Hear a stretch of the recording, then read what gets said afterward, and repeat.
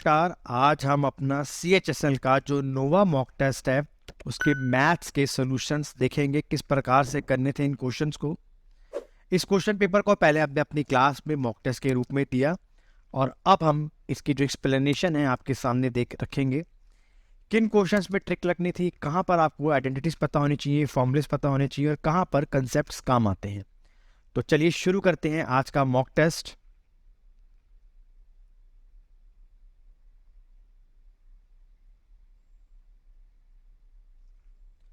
First question,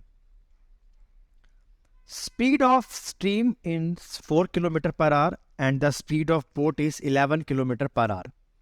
In how much time will the boat cover the distance of 21 km upstream and 45 km downstream? इस question के अंदर मुझे जो given है वो ये गिवन है, जो स्ट्रीम है वो 4 किलोमीटर है। आपको पता होगा down stream minus up stream divides by 2 is equals to stream होता है। Down stream minus up stream जिसको हम डिवाइड करते हैं 2 से, तो हमारे पास क्या निकल कर आता है, स्ट्रीम निकल कर आता है। तो मैंने आपको एक तरीका बताया था कि सीधा हम लिख देंगे डाउन माइनस अप और इसका डबल कर देंगे, कितना हो गया ये 8। स्टिल का फॉर्मूला क्या होता है, down stream plus up stream divide by 2 is equals to still water. तो यहाँ पर ये down stream plus up stream is equals to 22। तो यहाँ से डाउन निकालेंगे तो 8 और 22 30 होते हैं, उसका आधा कर दिया 15 हो गया। और वहीं अगर अप की बात करेंगे तो अप कितना हो गया हमारे पास 7 हो गया। एक तरीका तो ये था।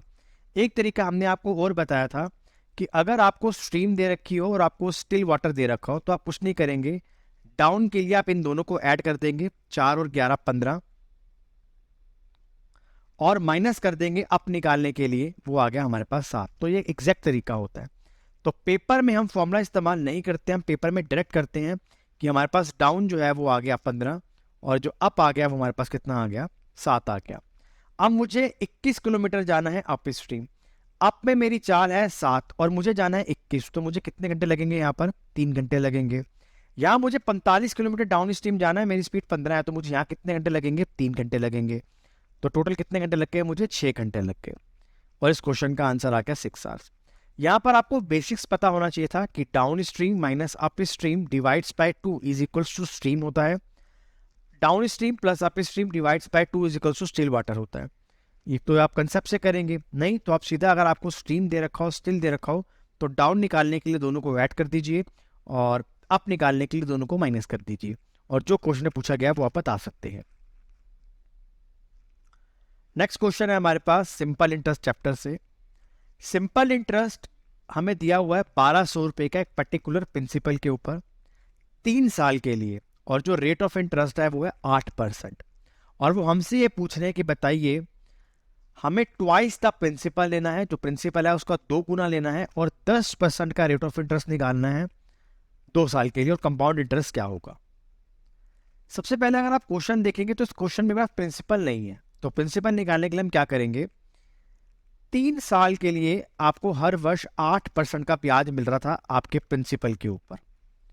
Simple interest is equal to P into R into T, यानी कि 24% मेरा जो प्रिंसिपल है उस पर जो इंटरेस्ट मिला वो मुझे मिला 1200 रुपए का। ये गया हमारा 2 के ऊपर, ये गया हमारा 50 के ऊपर। तो यहां से जो हमारे पास P की वैल्यू आ गई वो आ गई हमारे पास 5000। अब मुझे इस पे कंपाउंड इंटरेस्ट निकालना है लेकिन प्रिंसिपल को डबल करना है, तो प्रिंसिपल कितना हो गया 10,000। 2 साल का कंपाउंड इंटरेस्ट निकालने के लिए शॉर्टकट क्या होता है, 2 और 1। तो 10,000 का 10% होता है 1,000 रुपये, तो हमें 1,000 रुपये यहाँ मिलेगा, और 1,000 का 10% होता है 100 रुपये, यानी यहाँ मिलेगा 2,000, यहाँ मिलेगा 100 रुपये। यानी जो टोटल कंपाउंड इंटरेस्ट आ गया वो कितने रुपये आ गया, 2100 रुपये आ गया। तो इस क्वेश्चन के अंदर हमें सिंपल इंटरेस्ट और कंपाउंड इंटरेस्ट को पता होना चाहिए कि कैसे निकाला जाता है, फॉर्मूलेस क्या होते हैं, ट्रिक कहाँ पे काम करती है। जैसे 2 और 1 मैंने लिखा है कंपाउंड इंटरेस्ट के लिए, तो ये आपको कंपाउंड इंटरेस्ट की क्लास में ही समझना पड़ेगा कि ये किस प्रकार से होता है। नेक्स्ट क्वेश्चन है हमारे पास, हमें एक पाई चार्ट गिवन है जिसके अंदर जो टोटल वैल्यू है वो 3 लाख के आसपास है। तो अगर मैं आपसे कहूं कि जो 100% की वैल्यू है वो 3 लाख के आसपास है, तो ये 2 0 से 2 0 कट गए, यानी कि जो 1% है वो हमारे पास कितना निकल कर आ गया, 3,000 निकल कर आ गया। वो आपसे कह रहे हैं कि हमें 1.5 लाख बनाना है इसको। तो मुझे अगर 1.5 लाख बनाना पड़ेगा तो मैं इसको किससे मल्टीप्लाई करूंगा? तो आप कहेंगे सर आपको इसको मल्टीप्लाई करना पड़ेगा। देखिए 1% की वैल्यू 3,000 है और मुझे इसको मल्टीप्लाई करना पड़ेगा 50 के साथ, तभी तो ये 1.5 लाख हो जाएगा ना। ठीक है, हमें मल्टीप्लाई करना पड़ेगा इसको। नाउ सी, अब हमें 50% देखना है कि टोटल कहां पर आ रहा है। देखिए सबसे पहले अगर हम ट्रांसपोर्ट पे आए तो यहां से हमें 10% मिलता है। अदर्स में अगर हम आते हैं तो हमें यहाँ से 15% मिलता है। पहला ऑप्शन ले रहा हूं मैं, 15% मिलता है। और एडुकेशन से हमें कितना मिलता है? 25% मिलता है। पहले ऑप्शन पे ये 50% सेटिस्फाई कर गया, तो मेरा आंसर क्या हो गया? ट्रांसपोर्ट, अदर और एडुकेशन। सवाल खत्म हो गया। Next question. नेक्स्ट क्वेश्चन हमारे पास ट्रिग्नोमेट्री से है। आप चाहें तो इस पर आइडेंटिटी भी लगा सकते हैं और आप यहाँ से वैल्यू भी पुट कर सकते हैं। मैं इस क्वेश्चन को वैल्यू से करवा रहा हूँ, या मैं थीटा पुट कर रहा हूँ 30 डिग्री। तो कॉसिकेंट 30 पे कितना होता है? तो आपका जवाब होगा सर 2। तो 2 + 1, 2 - 1 प्लस 2 - 1, 2 + 1। हमारे पास यहाँ बच गया √3 और यहाँ बच गया 1/√3। हमने इसको सॉल्व कर लिया, तो सॉल्व करने के बाद बस क्या आ गया? 4/√3। अब जो हमने थीटा पुट करा 30 डिग्री, अगर हम पहले ऑप्शन में पुट करते हैं तो ट्वाइस, और सेकेंड 30 पे कितना होता है? 2/√3। तो ये भी 4/√3 हो गया और मेरा आंसर भी 4/√3 है। दोनों तरफ सेटिस्फाई कर गया, तो इसका आंसर कितना हो गया? 2 सेकेंड है। इस क्वेश्चन के अंदर आप आइडेंटिटी भी लगा सकते हैं, रैशनलाइज कर सकते हैं दोनों तरफ से, प्लस यहाँ पे आप थीटा पुट करेंगे तो आंसर जल्दी आ जाएगा। नेक्स्ट क्वेश्चन हमारे पास ट्रिगो से क्वेश्चन है tan a। तो tan a है 3/1। तो tan होता क्या है? p/b होता है। तो यहाँ से हम h निकाल सकते हैं। तो h क्या होता है? p² + b² रूट कर देंगे, तो 3 का स्क्वायर 9 और ये 1 10। हमसे पूछ रहा है 3 sin a। तो sin a क्या होता है? p/h, और cos क्या होता है? b/h। तो इधर आ गया 3, p हमारे पास 3 है, b हमारे पास 1 है, और नीचे कितना हो गया हमारे पास? 10। तो इस क्वेश्चन का आंसर कितना हो गया? 9/10। इजी क्वेश्चन था बहुत। नेक्स्ट क्वेश्चन है हमारे पास प्रॉफिट एंड लॉस से। एक शॉपकीपर अलाउ करता है 20% का discount on the market price, और उसको लॉस होता है 5% का। तो अगर वो कहता है कि अगर वो व्यक्ति मार्केट प्राइस पे बेचता तो उसको क्या मुनाफा या क्या घाटा होता? आपको मैंने क्लास में बताया था कि सीपी और एमपी का एक डायरेक्ट रेशियो होता है। अगर आपको एमपी निकालना है तो आप प्रॉफिट ऐड कर दीजिए 100 के अंदर और लॉस माइनस कर दीजिए। इस क्वेश्चन में मुझे लॉस हो रहा है, तो मैंने 100 में से माइनस कर दिया, कितना हो गया? 95। सीपी निकालने के लिए 100 में से डिस्काउंट माइनस कर देते हैं, तो डिस्काउंट दिया है 20% का, तो यहाँ पर कितना आ गया? 80। अब मैं 80 की चीज़ को बेच रहा हूँ 95 में, क्योंकि मैं कोई भी डिस्काउंट नहीं दे रहा हूँ, तो मैं 15 रुपये कमा रहा हूँ, और मेरे घर से कितने जा रहे हैं? 80। मैंने 100 से मल्टीप्लाई कर दिया, ये 0 से 0 चला गया, ये 4 पर और ये आपका 5 पर। तो 75/4 कितना होता है? 18.75। हमारे क्वेश्चन का आंसर क्या हो गया? 18.75। तो इस क्वेश्चन में भी आपको सीपी और एमपी का रेशियो पता होना चाहिए, किस प्रकार से मैंने क्लास में आपको समझाया। आप चाहे तो उसको कंसेप्ट से भी कर सकते हैं, लेकिन पेपर में कंसेप्ट से नहीं किया जाता है, बहुत समय लगता है। नेक्स्ट क्वेश्चन है how many solid spherical balls of radius 6 centimetre can be made by melting A solid hemispheres of radius 12 centimetre. तो अगर मैं आपसे कहूँ कि यहाँ पर भी मैं 4/3 πr³ करूँगा, क्योंकि दोनों तरफ वॉल्यूम सेम होगी, इंटू n, और यहाँ पर भी मैं क्या करूँगा? 4/3 πr³ ही करूँगा। तो 4/3 से 4/3 कट जाएगा, ये बन गया हमारे पास 6 × 6 × 6, और ये बन गया हमारे पास 12 × 12 × 12 इंटू के अंदर n।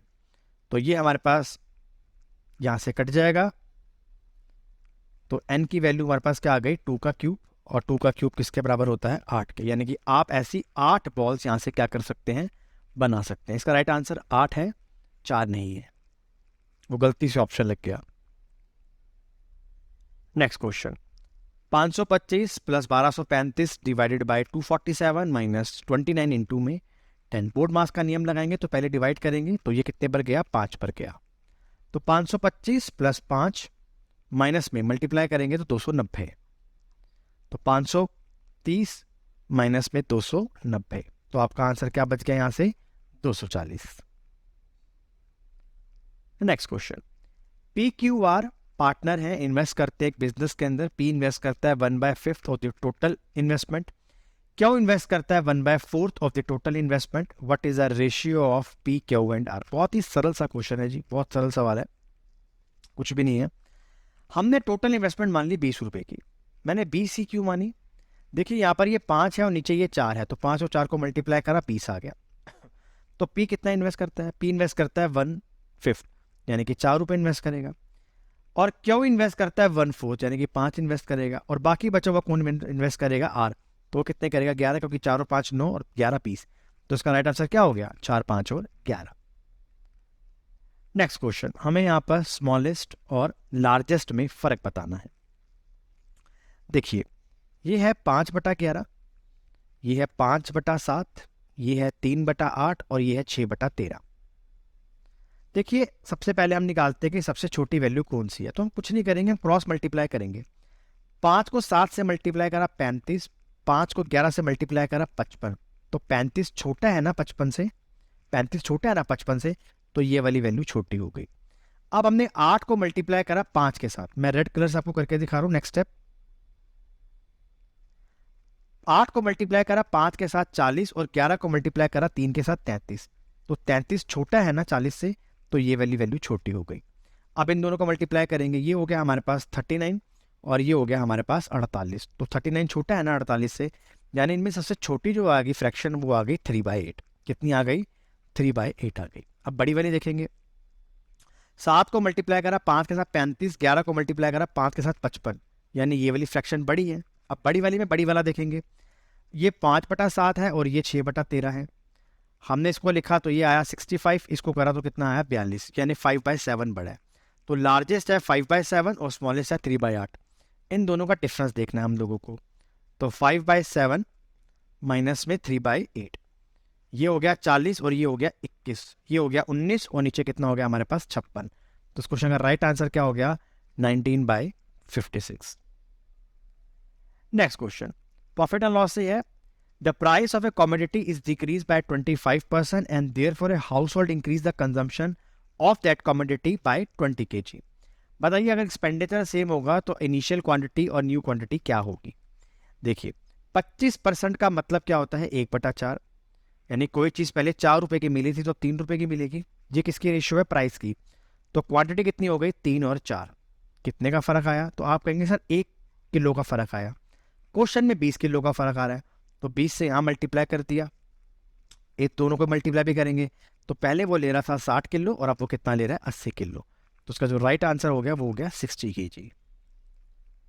नेक्स्ट क्वेश्चन, बहुत ही सरल क्वेश्चन है और ये ट्रिग्नोमेट्री का सवाल है और ये बहुत ही इजी क्वेश्चन है। देखिए इस क्वेश्चन में है क्या, हमें बोला गया है a² minus b² minus 4c² minus में ab माइनस में 2bc और माइनस में 2ca। तो यहाँ से आपको एक बात कंफर्म हो रही होगी, जो C है ना वो अपने साथ 2 लेके बैठा हुआ है। C क्या लेके बैठा हुआ है, 2 लेके बैठा हुआ है। अगर आप ध्यान से देखेंगे तो ये पहला ऑप्शन तो पहले ही कट गया, ये तो आंसर हो नहीं सकता क्योंकि C बैठा हुआ है 2 के साथ। आप देखिए सारे के सारे क्यूब में हैं, तो 2 का क्यूब 8 होगा ना कि 6 होगा, ये भी कट गया। आई होप आपको यहाँ तक समझ में आ गया, जिनको आइडेंटिटी भी नहीं पता है वो बेसिक सी चीज़ से भी इसको कर सकते थे। अब मेरे पास 2 रह गए, ठीक है। अब आपको पता होगा कि कोई भी आइडेंटिटी बनती है तो उसमें 3 ABC बनता है अलजेब्रा के अंदर, कहीं हम 4 ABC नहीं बना रहे होते, 3 ABC बना रहे होते हैं। तो अगर हम 3 को 2 से मल्टीप्लाई करते हैं तो वहाँ पर हमारे पास क्या आता है 6 आता है, तो इसका जो आंसर हो गया वो हमारे पास क्या हो गया सेकंड हो गया। अगर मान लीजिए आपको ये चीज़ भी नहीं पता है तो आपको आइडेंटिटी पता होनी चाहिए, क्या a³ + b³ + c³ minus 3abc ये बराबर होता है a + b + c bracket a² + b² + c² minus ab minus bc और माइनस ca। अब इस पर्टिकुलर क्वेश्चन के अंदर C के साथ ये 2 बैठा हुआ था, C के साथ क्या बैठा हुआ था, ये 2 बैठा हुआ था। और मैं आपको फिर बता रहा हूँ अलजेब्रा के सब आइडेंटिटीज में 3abc ही आ रहा होता है। तो यहाँ पर हम 2 से मल्टीप्लाई करेंगे 3 को तो 6 हो गया, तो इसका आंसर क्या हो गया ये वाला। बिना आइडेंटिटी के भी इस क्वेश्चन को कर सकते थे अगर थोड़ा सा भी अलजेब्रा आपने पढ़ा हो तो। नेक्स्ट क्वेश्चन, ये क्वेश्चन मेरी एडवाइस है कि आप खुद से करें, हर बार की तरह मैं आपको एक क्वेश्चन देता हूँ करने के लिए जिससे आपकी प्रैक्टिस अच्छी हो जाए। नेक्स्ट क्वेश्चन है, ये बहुत आसान सा क्वेश्चन है, इसमें पूछा गया है बताइए टोटल सैलरी क्या होगी, तो सिर्फ ऐड ही करना है हम लोगों को। देखिए 200 और 600 800, 800 300 1100, 1100 और 2 1300, 1300 और 400 1700, 1700 और 300 2000, तो यही हो गया। अब ये वाला 50 और ये वाला 50 100, ये वाला 50 और ये वाला 50 200, तो 200 हमने ऐड कर दिए। आंसर कितना हो गया 2200। क्वेश्चन खत्म हो गया। नेक्स्ट क्वेश्चन अगेन, अब ये आइडेंटिटी वाला क्वेश्चन आपके सामने है। इसके लिए आपको आइडेंटिटी पता होनी जरूरी है बहुत ज़्यादा। आइडेंटिटी होती है a cube plus b cube plus c cube minus 3abc, ये बराबर होता है हाफ, इधर हाफ आएगा a plus b plus c, और ये पूरी की पूरी आइडेंटिटी है ए माइनस बी का whole square plus b minus c का whole square plus c minus a का होल स्क्वायर। ये रही जो हमने आपको अलजेब्रा चैप्टर में पढ़ाई हुई थी। अब ये तो वहाँ जाके क्या हो जाएगा, मल्टीप्लाई हो जाएगा। ये जो यहाँ पे तो होता है आइडेंटिटी के अंदर, वो वहाँ जाके मल्टीप्लाई हो गया। तो आंसर क्या हो गया 2a cube 2b cube 2c cube minus में 6abc। तो ये डायरेक्ट क्वेश्चन है क्लास का। ये क्लास की ही हमने ये लगा रखा है एनिमेशन, जो क्लास में हम आपको अलजेब्रा में समझाते हैं कि इस तरीके से भी क्वेश्चन डिजाइन हो सकते हैं।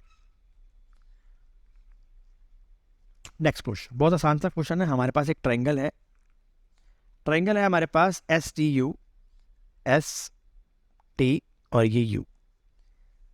एक मीडियन है, और मीडियन आपको पता होगा वो क्या करती है, सामने वाली लाइन को दो इक्वल पार्ट्स में डिवाइड कर देती है।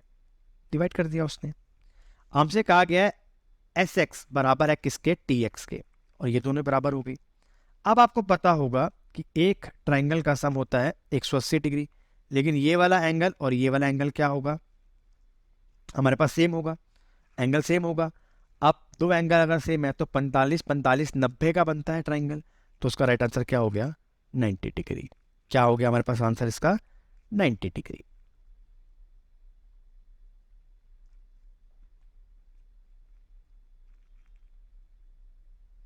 नेक्स्ट क्वेश्चन, ए बी और सी एक हमारे पास ट्राइंगल है।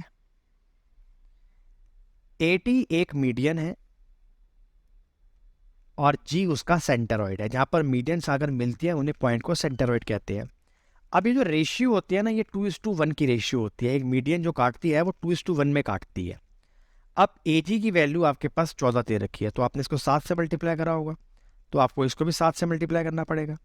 यानी 14 और 7 कितने हो गए 21, यानी जो लेंथ ऑफ मीडियन है वो कितना हो गया 21। नेक्स्ट क्वेश्चन बहुत ही आसान सा क्वेश्चन है अलजेब्रा का। x प्लस 1/x की वैल्यू -2 है। तो मैंने आपको बताया था, दो चीज़ें मैंने आपको बताई हुई हैं, बेसिक सी चीज़ें बिल्कुल, कि अगर x प्लस 1/x की वैल्यू 2 होती है तो x पुट होता है 1, और x प्लस 1/x की वैल्यू अगर -2 होती है तो पुट होता है x इज इक्वल्स टू -1। -1 की पावर ऑड होती है तो वो -1 होता है, और -1 की पावर इवन होती है तो वो +1 होता है। ये बच्चों वाली बात है। ये ऑड नंबर है तो ये -1 प्लस -1 प्लस 1, और ये प्लस में हमारा 1 हो गया। तो ये वाला 1 इस 1 से कट गया, इस वाला 1 ये वाला 1 से कट गया, तो जो राइट आंसर है वो क्या हो गया हमारे पास 0 हो गया। नेक्स्ट क्वेश्चन, ये क्वेश्चन बहुत ही आसान है। हमें एसपी दे रखी है 15,000 रुपये की, और बताया जा रहा है कि एक जगह मुझे प्रॉफिट हो रहा है और एक जगह मुझे लॉस हो रहा है। एक जगह प्रॉफिट हो रहा है और एक जगह मुझे क्या हो रहा है, लॉस हो रहा है। और पूछा जा रहा है ओवरऑल लॉस और ओवरऑल गेन क्या होगा। देखिए, जब हमने आपको उसको क्लास में पढ़ाया था तो हमने आपको बताया था कि हम रेशियो बनाते हैं, उस एसपी को सेम करते हैं और वहाँ से प्रॉफिट एंड लॉस निकालते हैं। लेकिन जैसे जैसे कंपटीशन बढ़ रहा है हमें नई नई ट्रिक्स भी पता होनी चाहिए। अब एक बड़ा ध्यान से आप समझेंगे कि इस क्वेश्चन को कैसे करना है, एवरेज से कैसे करेंगे। देखिए, सबसे पहले आपको क्या हुआ 20% का गेन हुआ, तो आप 20% के लिए गेन कर दीजिए। अगली बारी आपको लॉस हुआ 40% का, तो आप 40% का लॉस कर दीजिए। लिख सकते हैं इस तरीके से हम लोग। नेक्स्ट, अब आपको लॉस हो रहा है तो 100 में से माइनस कर दीजिए और यहां लिख दीजिए 60%, और यहां पर गेन हो रहा है तो 100 में ऐड कर दीजिए 120%। इसकी रेशियो आ गई 1:2। 1 को 20 से मल्टीप्लाई करा, हमारे पास 20 आ गया, और 2 को माइनस करा -40 के साथ, तो हमारे पास -80 आ गया। तो ये हो गया -60, और ये एवरेज कर दी हमने इसकी 3, तो इसका आंसर हो गया -20% का लॉस होगा। तो ये मैंने अभी जब प्रॉफिट एंड लॉस पे क्लास में पढ़ाया था तब भी मैंने आपको बताया था कि आप इस क्वेश्चन को इस तरीके से करिए तो आपके आंसर्स जल्दी आएंगे। Next question, time and work से क्वेश्चन है, the ratio of the time taken in completing A task by man A women 2:3 है। हमें 2:3 दे रखी है टाइम का रेशियो, ठीक है, और दोनों मिलके काम खत्म करते हैं 24 दिन के अंदर। अब देखिए एफिशिएंसी क्या होगी, 3 और 2 होगी, क्योंकि टाइम और एफिशिएंसी दूसरे के इन्वर्स होते हैं। मतलब एक दिन में 5 अंडे तोड़ते हैं, तो 24 दिन में कितने अंडे तोड़ देंगे ये लोग, 120 अंडे तोड़ देंगे। कहते हैं महिलाएं कितने दिन में काम करेंगी, तो ये मैन है और ये वुमेन है। वुमेन एक दिन में 2 अंडे तोड़ती है, हमने डिवाइड कर दिया, आंसर कितना हो गया 60। तो ये बहुत ही आसान क्वेश्चन था हमारा टाइम एंड वर्क से। नेक्स्ट क्वेश्चन, 1 प्लस साइन ए कॉस स्क्वायर ए, बहुत ही सिंपल सा क्वेश्चन है। हम यहाँ पे थीटा पुट करेंगे 45 डिग्री, तो ये हो गया 1 प्लस 1/√2 और नीचे हमारे पास क्या बन गया 1/2। ऊपर सॉल्व कर दिया, √2 + 1, इधर आ गया हमारे पास √2 और ये हमारे पास 1 और नीचे 2, तो 2 ऊपर चला गया। तो हमारे पास ऊपर क्या बच गया √2 + 1 और हमने 2/√2, तो इसको हमने काट दिया और ऊपर क्या रह गया √2। तो हमारा जो भी आंसर आएगा वो क्या आएगा √2 + 1 × √2। अब आप बहुत ध्यान से देखेंगे, नीचे यहाँ पर ना नेगेटिव है, इधर भी नेगेटिव है, इधर भी नेगेटिव है, और मुझे ऊपर पॉजिटिव लेकर जाना है, तो कहीं ना कहीं रैशनलाइजेशन हो रही होगी। तो हम क्या करते हैं, हम फोर्थ ऑप्शन लेके करते हैं। देखिए 1/(1 - 1/√2), ठीक है, तो ये √2 ऊपर चला गया, नीचे हमारे पास क्या रह गया √2 - 1।